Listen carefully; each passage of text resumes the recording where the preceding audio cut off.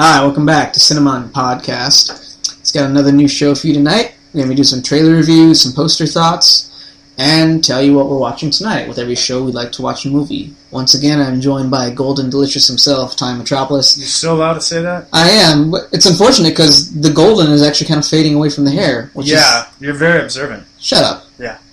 Don't worry about it, alright? Don't worry about it.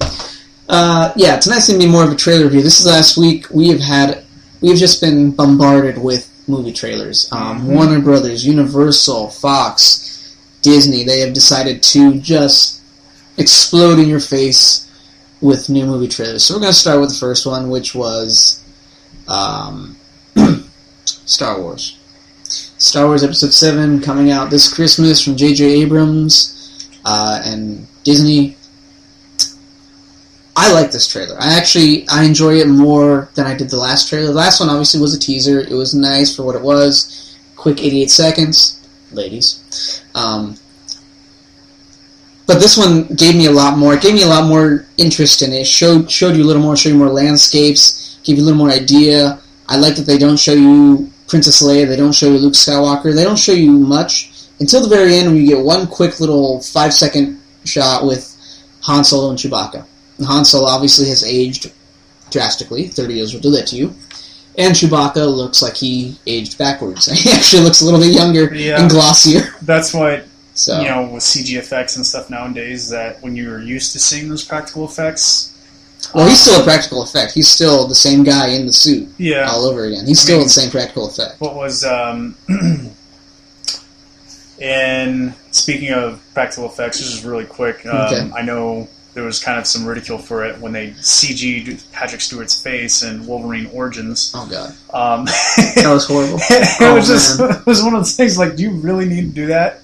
But, and it kind of makes it a little goofy. But as in regards to the trailer, it did have that classic feel, the kind that I remember, or, you would reminisce and say, like, I know what that feeling is like. It's kind of like the old-fashioned Star Wars. Mm. The problem for me, though, is I'm still fresh in memory with the prequels. Episodes 1, 2, and 3. You're still letting the prequels take And I'm, right now, those were done by Lucas, so, and now it's being handed to Disney. Disney now knows it's like, okay, we can't use this formula, it's not going to work.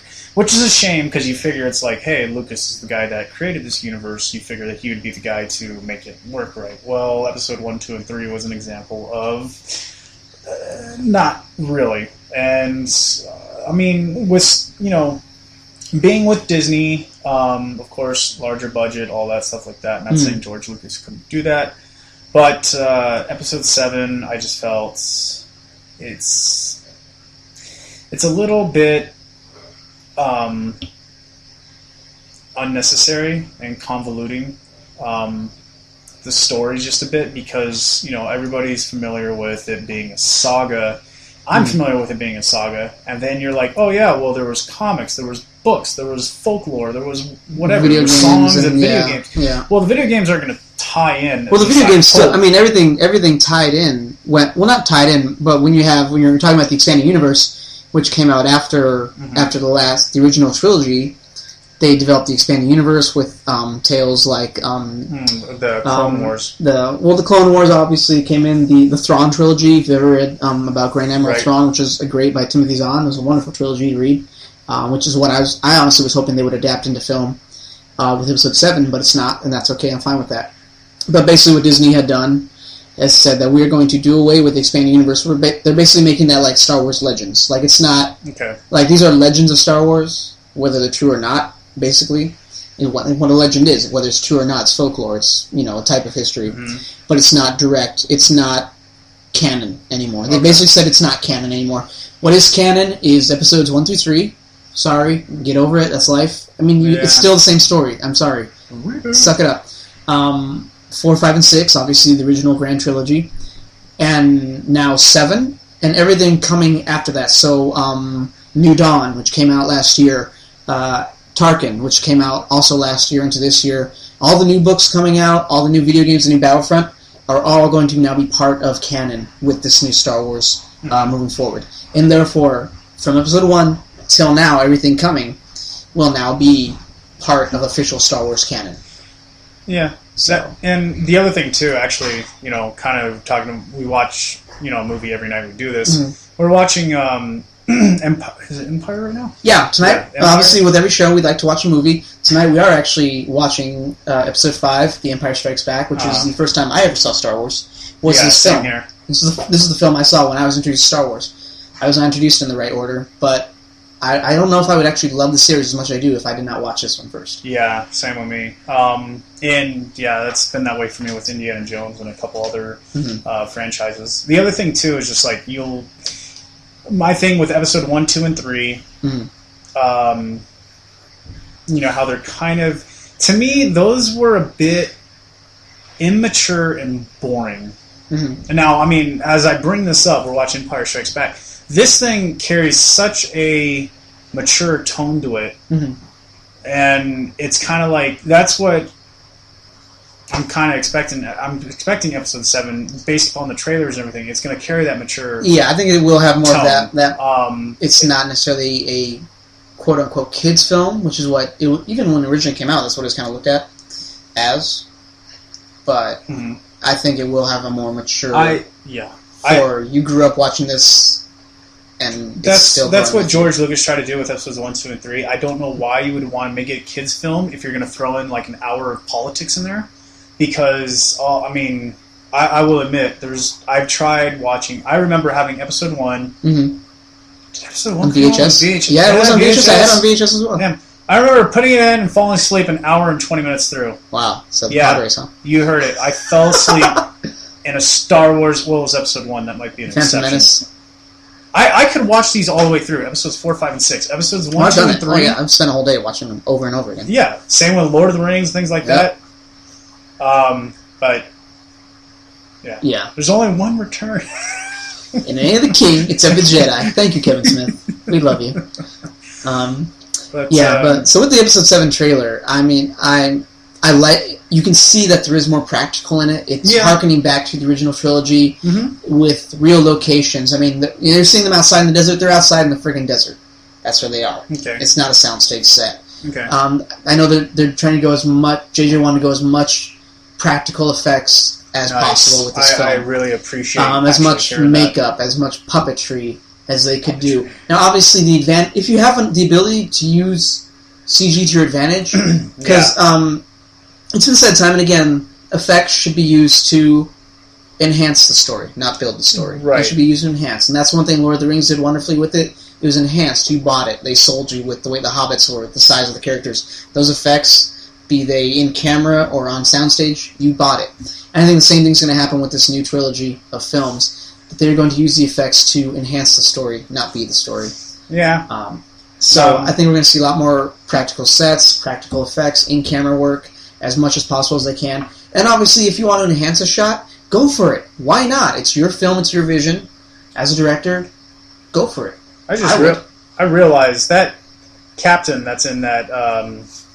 in the Walker? In the Walker. Yeah. We're in the battle right now. He's in Indiana Jones, isn't he? Yeah. Wasn't he the general in The Last Crusade? So we're in the Battle of Hoth right now, in our film.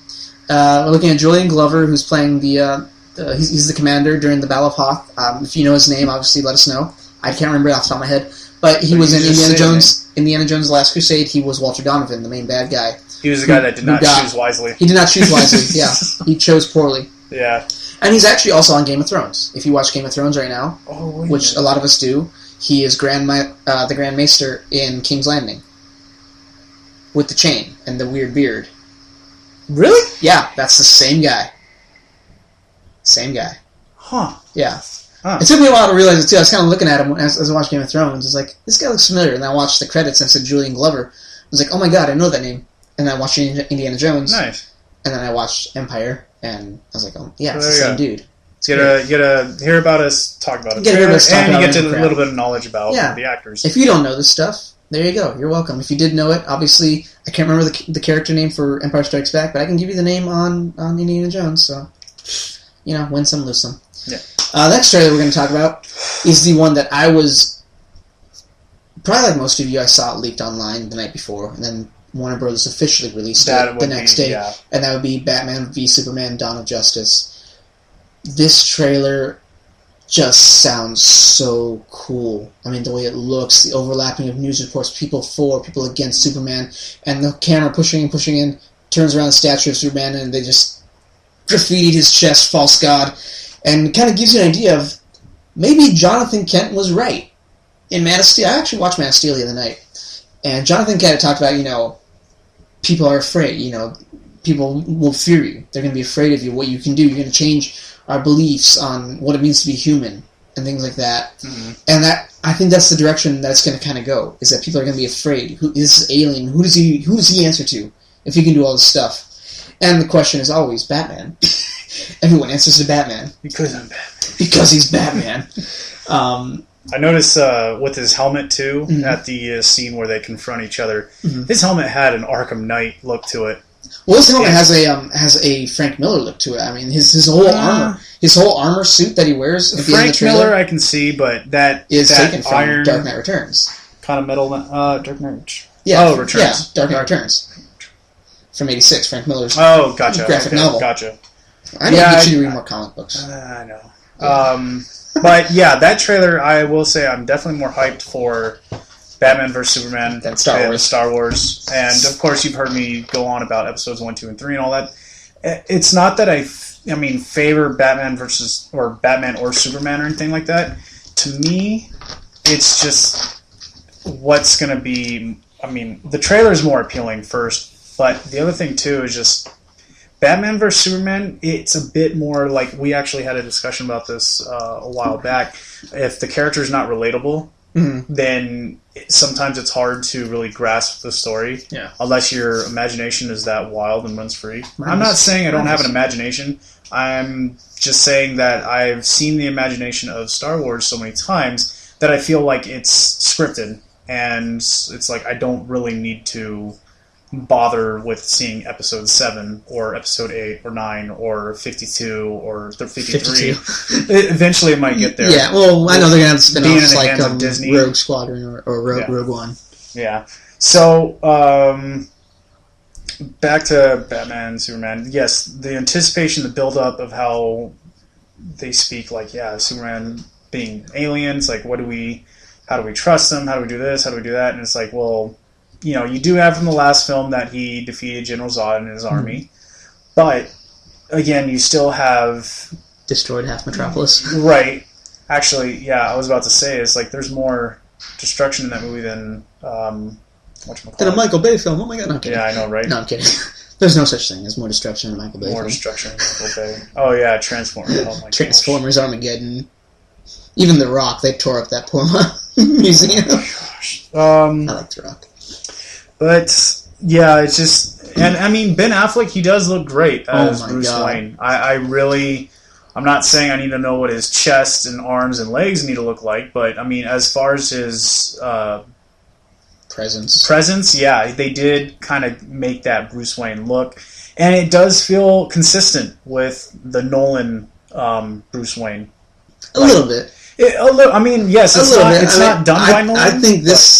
I think his Bruce Wayne, based on just what we got from those shots of him in the trailer, I think his Bruce Wayne is going to be a guy completely devoid of humanity. Like, there's no humanity in him. It's simply, this is my mission. And that's his whole thing. This is my mission. This is my goal. This is why I'm here.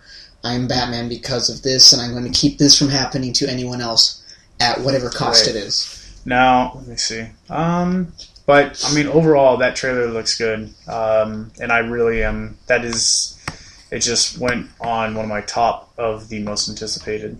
Definitely. Oh, yeah. I really wasn't really thinking of anything at the beginning of this year. But after seeing that trailer, it really did put my expectations up for it. The other thing, too, actually, right before this, me and Vince were talking about how in I Am Legend... with Will Smith back in 2000, was it 2007? There actually is a scene where, it's in the beginning of the movie where they're doing kind of I think it's the scene where they show the gas station, the gas prices or whatever. Yeah. It's in the very beginning. Yeah. But there's a big old poster on one of the buildings, and it actually is the Batman symbol with the Superman logo in the front, and it was supposed to be hinting that they're going to be doing a Batman versus Superman. However, in that poster, it said 2015 and not 16. Just kind of throwing that out there. Right. Anywho. So we're going to be off by a year, but that's okay. We'll be off by a year, but we're WB. And because we're Batman. We own Batman. Yeah, Batman vs. Superman is easily, probably one of the highest grossing films of all time. And I remember it was going to go on side with... They changed that, I believe. Captain America is now a different weekend, right? No. Well, yeah, they... in the Game of Chicken that had occurred last year where the release dates for Captain America, Civil War, and Batman v Superman, they were supposed to come out the same day. The exact same day. Mm-hmm. They were both scheduled to hit the theater same day, same time. And it was going to be a game of chicken. Like, who would move their date? Or if neither of them moved, which movie would you go see first? I already obviously had picked Captain America Civil War. Right. Simply because I am a big Captain America fan. I love Captain America. Ultimately, Warner Brothers showed their hand, and they decided to move the date up to March, as opposed to, I believe, April. So they'll come out, I believe, just a few weeks beforehand of Civil War, and righteously so, they will dominate probably that whole month. Yeah. Before Civil Batman War versus Civil War. Civil War is, I mean, it'll make money too, but absolutely. Especially with the anticipation of Spider-Man, because there's been no real news on whether or not Spider-Man's going to be in Civil War. It's not. And again, Marvel, they are very tight on announcing stuff. Their actors are contracted to not reveal any stuff like that. And so, I mean, the possibilities, I mean, Spider-Man even being in there doesn't really matter to me. No, it's almost the thing to me that would make Civil War kind of like crazy is if Tony Stark, this is way out there, but if Tony Stark was the Red Skull, just that he's part of the reason how the Civil War started, because that's been one of those characters that we just like, what happened to him? I'd love to see the Red Skull again. Yeah, and it sucks because what's his name? He said he wouldn't come back. Hugo Weaving, yeah. Yeah, he unfortunately would not come back. Yeah, which is unfortunate. He could change his mind. He could change his mind, but I don't think he will. I mean, time is going on. Yeah, unfortunately. So that was Batman vs. Superman. Definitely one of my top easily after that trailer. And I like that they're doing like a voice modification. Like, it's not going to be like, he's not going to be doing like the Christian Bale deep voice type, I'm Batman. I think it's like an actual, either in the suit or in the armor he's wearing, he has like a voice modulator that will change his voice. And that, I think, is awesome. And just make him sound so intimidating. Auto-tune like T-Pain. Batman with T-Pain. Why you gotta ruin a good thing? Auto-tune like Kanye. Because I'm Batman. Do you believe? Yeah, no. I don't think that was him. Yeah, I don't think so either. So, but yeah, no, that and just in and of itself, that is cool. We're gonna do a Batman voice that's unlike anything else we've seen because it's gonna be an actual technology what would have been behind even better? What? If they got the original Batman voice for the voiceover. Just have Ben Affleck play in the armor, do all the stunts and everything, and then you have the Batman voice from the Arkham series. Oh, Kevin Conroy. Bring Kevin Conroy in. Have him voice over and do all the. That'd be great.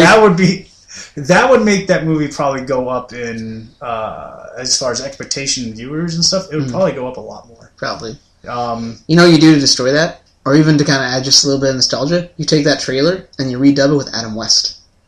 Oh. You get some old Adam West dialogue from Batman 66, and just kind of redub it over. That's little chum. No, okay, that's enough. No. I mean, I'm just saying, like, wow, that would take me back. That'd be hilarious. It would be hilarious. Or like when, on the animated show, on Batman the Animated Series, they had Adam West come in and play the Grey Ghost, who was Bruce Wayne's childhood hero when he was a kid, and as a superhero that kind of, at least in that world, maybe slightly inspired his Batman, which in and of itself is kind of funny, seeing as you had Batman 66 and you had the Tim Burton films, the Nolan trilogy, and now we have Zack Snyder, right? His Dark Knight. So Batman v Superman is definitely will probably be one of the highest grossing films of all time. It's a movie that's been one of the people have been waiting almost 30 years for.